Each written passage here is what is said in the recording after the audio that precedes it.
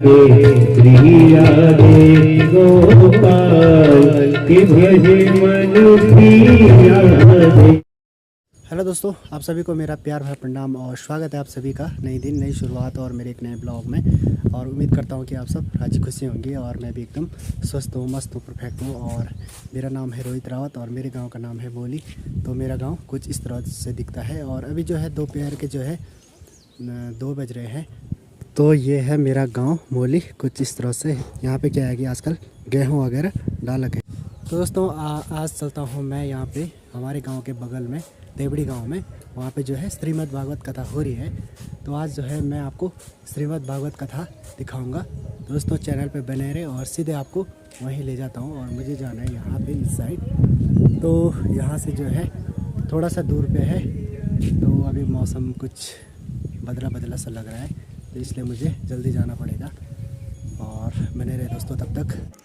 तो मुझे जो है यहाँ पे जाना है। सामने जो है ये गांव है देवड़ी गांव के नीचे बगल पे। तो वहाँ जो है श्रीमद् भागवत कथा हो रही है। तो चलते हैं। तो अभी मैं जो हूँ आधे रास्ते में आ चुका हूँ और मुझे रास्ते में मिल चुका है छुंटी, जिसे हम गढ़वाली बोली में छुंटी बोलते हैं। ये देखो कुछ इस तरह से रहता है। तो ये जो है बचपन में जो है हम इससे खेलते थे और आग भी जलाते इससे काफ़ी जगह। तो ये इसी चीज़ के लिए होता है। तो दोस्तों मैं पहुंच चुका हूं, यानी यहाँ से हमारा गांव कुछ इस तरह से दिखता है। और यहाँ ऊपर जो है श्रीमद् भागवत कथा हो रही है। तो मैं पहुंच चुका हूँ यानी फाइनली। और ये है हमारा गांव। ओम श्री वेद पुरुषाय नमः।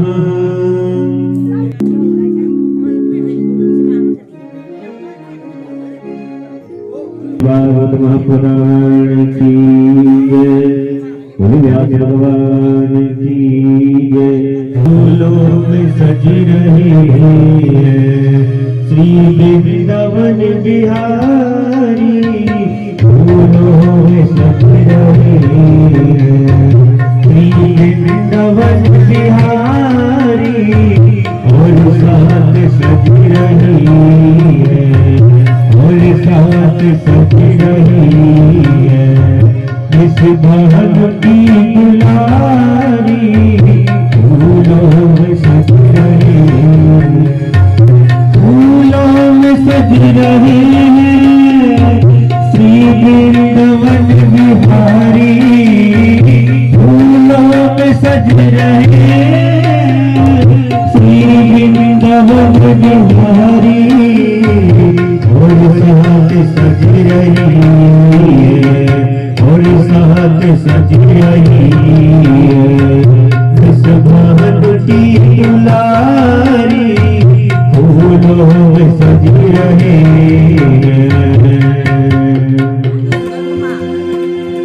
भोजन में मैया की जय। श्री गणेशाय नमः। श्री मंगलमूर्तये नमः। ओम लक्ष्मी नारायणाभ्यां नमः। उमा माहेश्वराभ्यां नमः। ओम वाणीर्यगर्भाभ्यां नमः। शचि पुरन्दराभ्यां नमः। ओम स्थानदेवताभ्यो नमः। वास्तुदेवताभ्यो नमः। कुलदेवताभ्यो नमः। ओम मातृपितृकमलचरणेभ्यो नमः। श्री गुरुवे नमः। परमगुरुवे नमः। परात्पर गुरुवे नमः। अखण्डमण्डलाकारं व्याप्तं येन चराचरं तत्पदं दर्शितं येन तस्मै श्री गुरुवे नमः। कान्ति श्रितामृषतिनन्दित शारदेन्दु यत्रे गतो विलसितामसिताङ्ग शुभा वृंदावने कृत दारुण गांग संगा राधा मुकुंद युगलम् तदहं नमामि यशो विशालं भुवने केवलं संसार मायामतिमोहजालम्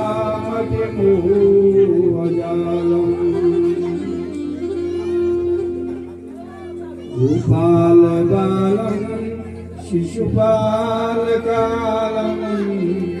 बालं मुकुन्दं मनसा स्मरामि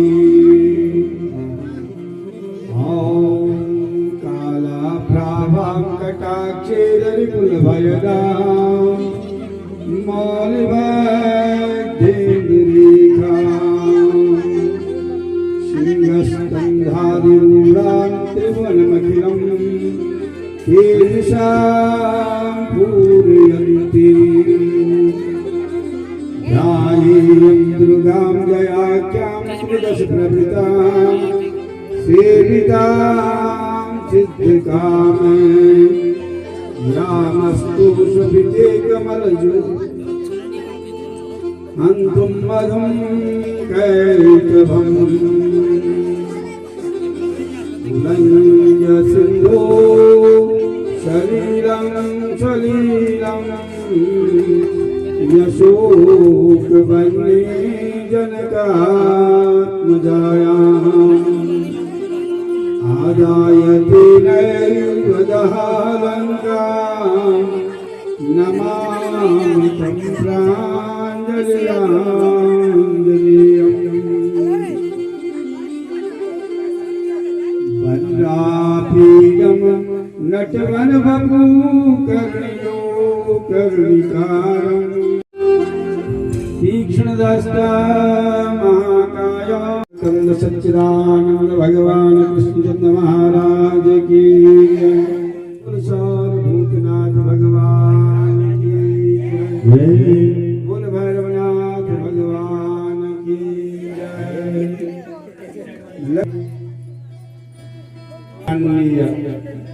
भगवत वांछा कल्पतरु श्रोताओं, आज भगवान रमा रमण श्री हरि की कृपा से आप और हम लोगों का समागम इस ज्ञान यज्ञ में हुआ है। मैंने इससे पूर्व भी कहा था कि मनुष्य के जब करोड़ों जन्मों के पुण्य पुंज उदय होते हैं तब मनुष्य को सत्संग मिलता है। और सत्संग की महिमा पर हम आज आपको एक कथा सुनाएंगे कि सत्संग की क्या महिमा होती है। आगे प्रसंग आएगा। तो सत्संग मनुष्य के जीवन को बदल देता है। मनुष्य का परम कल्याण सत्संग से हो जाता है। आज यही सत्संग आप और हम लोगों के भाग्य में भगवान ने लिखा। देखिए, श्रीमद् भागवत की पुस्तिका हमारे पास हमेशा होती है, लेकिन इसके पठन, श्रवण और निधिध्यासन का एक अलग सा ही मौका होता है। ये हमारे भी भाग्य जागृत हुए जो हमें इस पुराण के बखान का शुभ अवसर प्राप्त हुआ। और ये कृपा यहाँ पर विष्णुवर्त धर्म परायणा देवेश्वरी देवी और उनकी बालकों ने, समस्त कौटुंबिक जनों ने उनकी सत प्रेरणा से यहाँ पर इस महान ज्ञान यज्ञ का आयोजन किया। धन सबके पास होता है। एक धन वो धन है जो मादक पदार्थों में व्यय हो जाता है। भोग विलासिता में समाप्त हो जाता है। धन की 3 गतियां बताई हैं। सबसे उत्तम गति धन की है कि दान, दूसरी गति है भोग और तीसरी गति है उसका क्षय। तो इन महान भावों ने यहाँ पर अपने धन को भी प्रथम गति प्रदान की। मैं भगवान नारायण से प्रार्थना करता हूँ, हे प्रभु इन महान भावों की मनोकामना पूर्ण हो। तो सभी लोग एक बार भगवान का नाम उच्चारण करेंगे बड़े प्रेम से। श्री राधे गोपाल भज मन श्री राधे राधे, श्री राधे गोपाल की भज मन श्री राधे, श्री राधे घनश्याम राधे राधे, श्री राधे घनश्याम, श्री राधे गोपाल के भज मन श्री राधे राधे, श्री राधे गोपाल भज मन श्री राधे।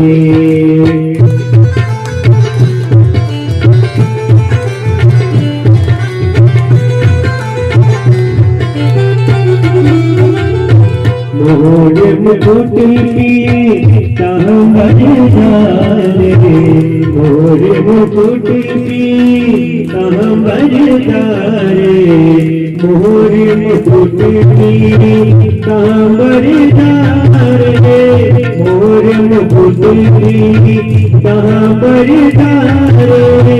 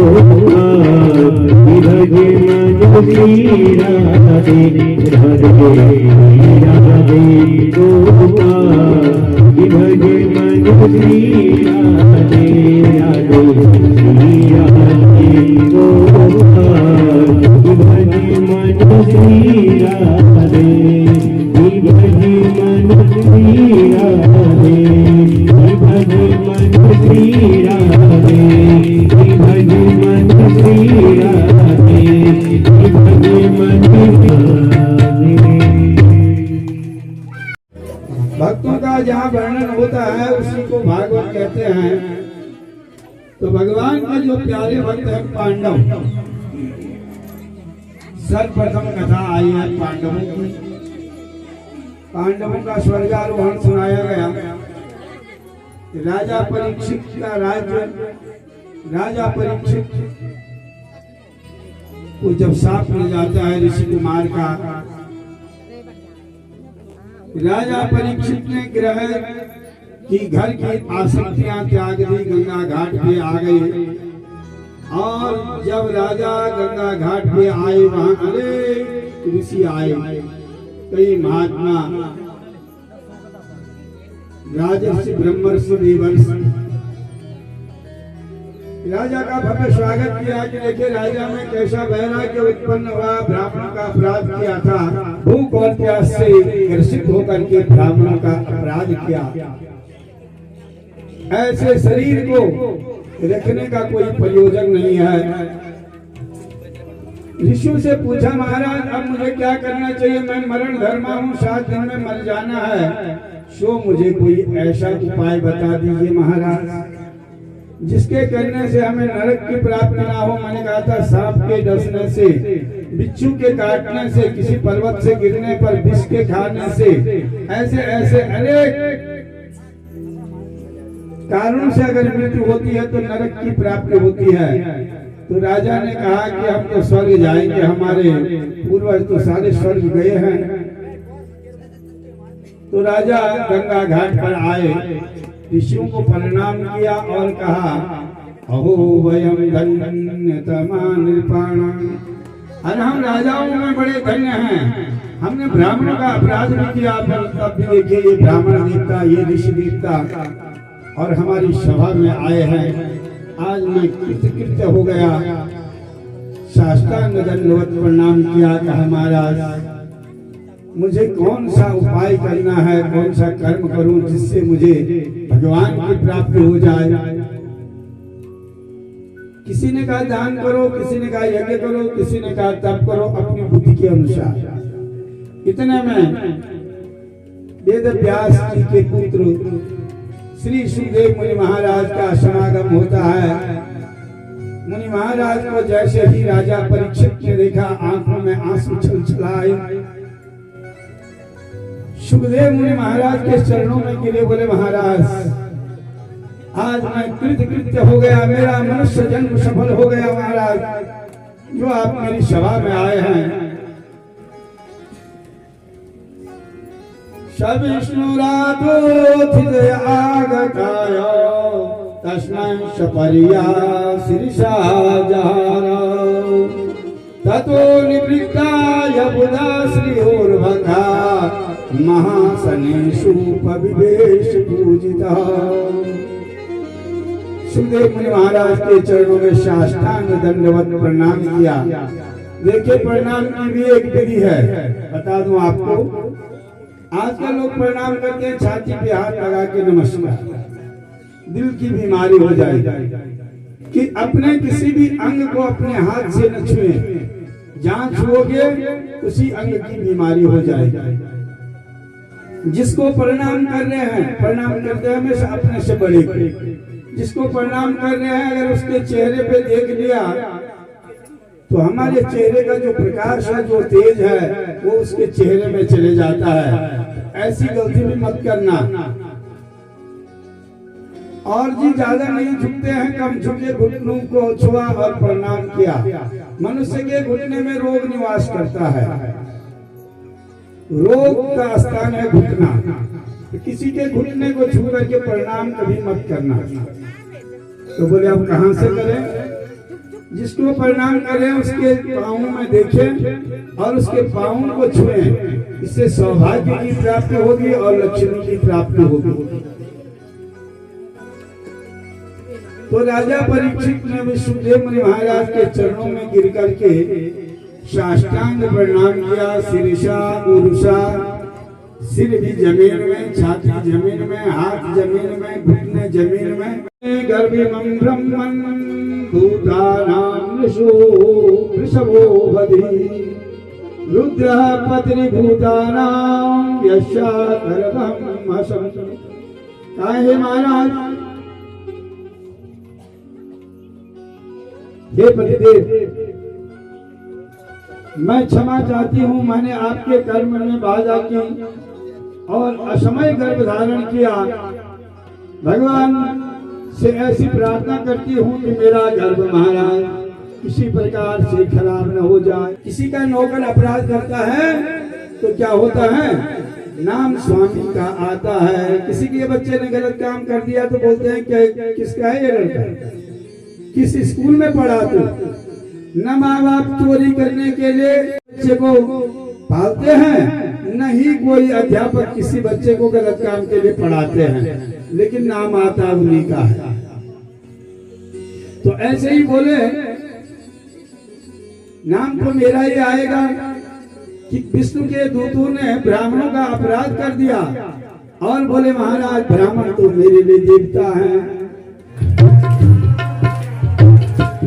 भजमन नारायण नारायण नारायण, भजमन नारायण नारायण नारायण, श्रीमन नारायण नारायण नारायण, भजमन नारायण नारायण नारायण, लक्ष्मी नारायण नारायण नारायण, लक्ष्मी नारायण नारायण नारायण, भजमन नारायण नारायण नारायण, ओ तव नारायण नारायण नारायण, ओ तव नारायण नारायण नारायण, श्रीमन नारायण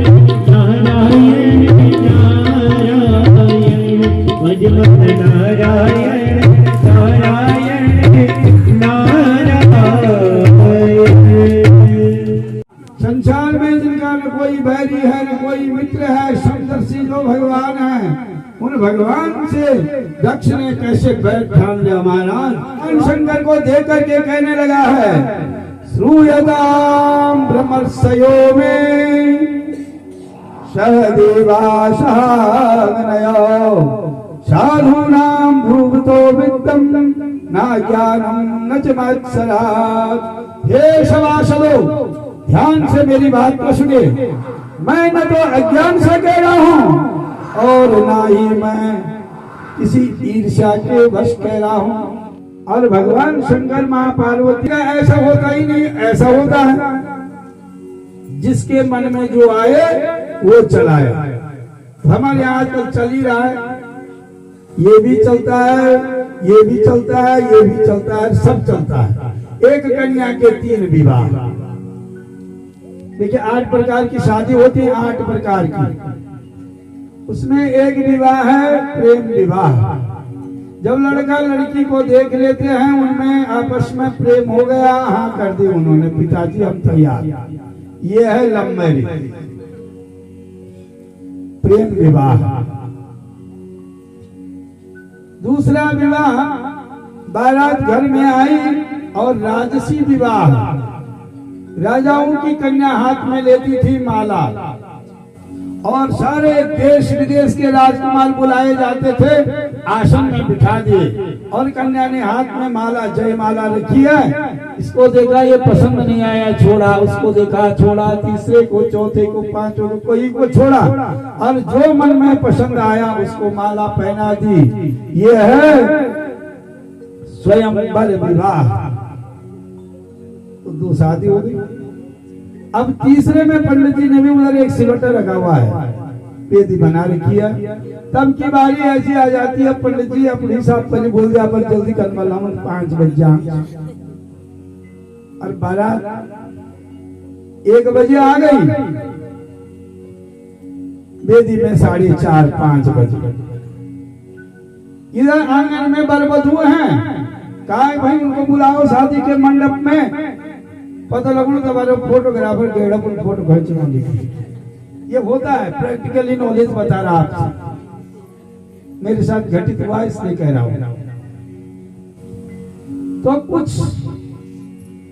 अपने पौराणिक प्रथाओं को आगे बढ़ाने के लिए भी हमें सजग रहना पड़ेगा।